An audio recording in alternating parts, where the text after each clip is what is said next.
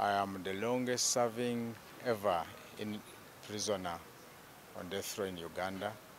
I was arrested in 1987, charged of illegal possession of controlled currency under military court chaired by Mr.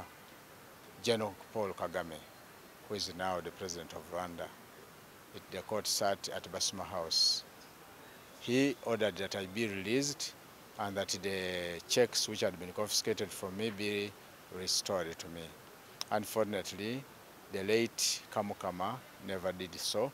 Instead, he colluded with some officers and then they retried me in the High Court under the same charges.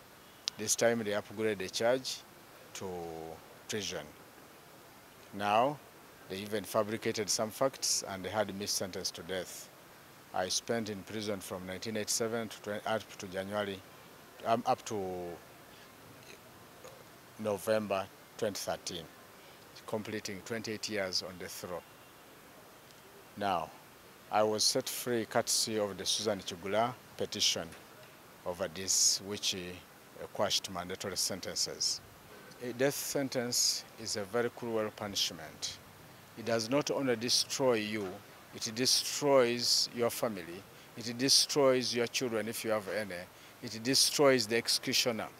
I've seen executioners running mad, hallucinating during their time, behaving like mad people. The former executioner who retired in 2019 is Msoga. I know his home, and unfortunately, all the people around him think he's a mad man. Of course, I cannot mention his name for his security. He behaves like a madman. He has had about 13 wives. Each wife runs away, deeming him a madman. Why? The effects of executing people.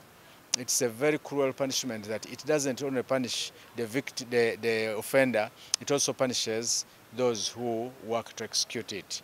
I've seen an officer in charge who was charged with reading out the names of those being taken to the gallows.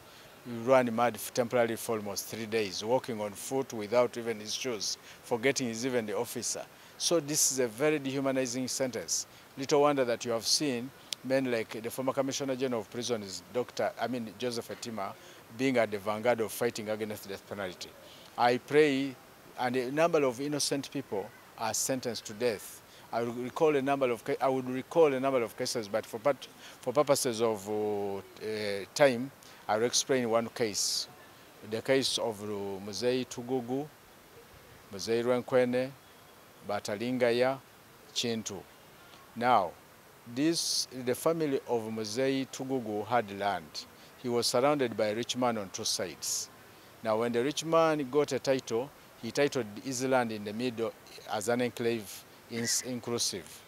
When he colluded with the LC chairman, who said that the man should only give him 1 cow over his land, which was about 3 acres, or 1.5 acres. Now, Tugugu got a spear and killed the rich man in public view. When the police came the following day, they arrested him with all his brother and all the male adults in his home, who include the names I've mentioned, Batalingaya, Chintu, Rwenkwene, and himself Tugugu. Now, in the court, they were all sentenced to death. Despite the fact that Tugugu died, went to the gallows, confessing that I'm the one who speared the deceased. I did so out of anger. I did it alone.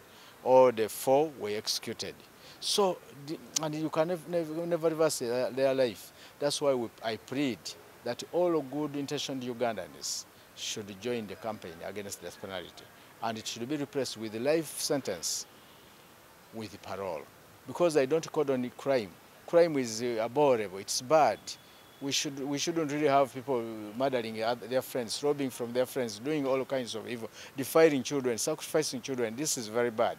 But at the same time, we shouldn't practice death sentence. Instead, we should set them to prison for life, for especially those who commit murder, with parole, so that if the person transforms, then he should be given a chance, a second chance, to live again.